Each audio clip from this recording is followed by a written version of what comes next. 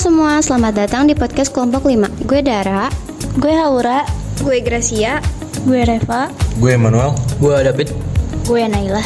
Dan gue Mary. Jadi hari ini kita akan menceritakan suatu cerita yang menarik dan pastinya membuat bulu kuduk kalian merinding. Ceritanya adalah sebuah santriwati bernama Herlina yang meneror sebuah pesantren.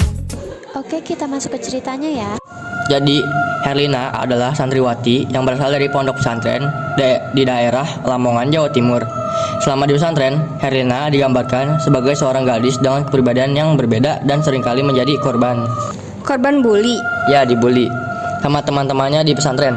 Tapi, meskipun sering diolok-olok, Herlina justru selalu menunjukkan reaksi yang berbeda. Dengan tertawa, bukannya bersedih. Suatu hari, saat para guru dan pengurus pesantren sedang mengadakan pertemuan kelas malam, Herlina mencoba mencuri cincin istri Kiai. Kenapa dia nyuri cincin istri Pak Kiai? Nah, dia itu nyuri untuk menarik perhatian teman-temannya. Istilahnya caper lah. Nah, pas penggeledahannya, cincinnya ditemukan di dalam tas milik Herlina. Karena perbuatannya yang melanggar aturan, Herlina pun diancam oleh pengasuh itu untuk dilaporkan ke pemilik pesantren. Mendengar ancaman itu, Herlina akhirnya ketakutan dan memilih kabur dari pesantrennya. Namun sayang, saat di jalan Herlina justru mengalami kecelakaan hingga meninggal dunia.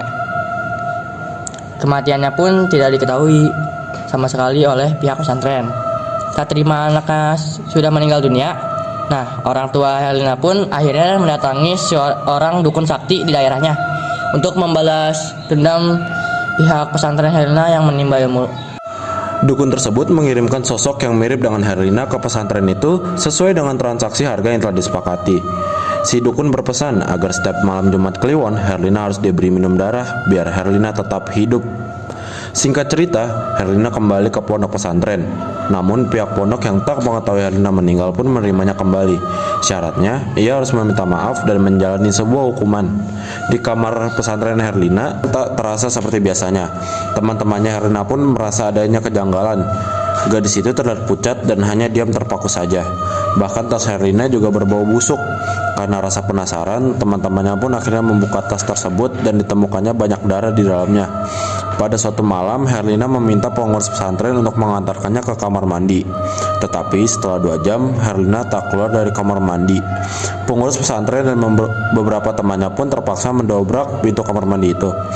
Ketika pintu terbuka, terlihat sosok hantu wanita berpakaian merah bertaring dan tertawa. Nah, orang-orang yang mendobrak pintu tersebut pun akhirnya berlari ketakutan dan melaporkannya ke Pak Kiai. Pak Kiai kemudian menangkap hantu itu ke dalam botol dan membuangnya sejauh mungkin. Kejadian itu membuat pihak pesantren tahu bahwa nyatanya Herlina telah meninggal dunia. Pak Kiai dan pengurus pesantren pun mendatangi rumah Herlina untuk memastikan kejadian yang sebenarnya.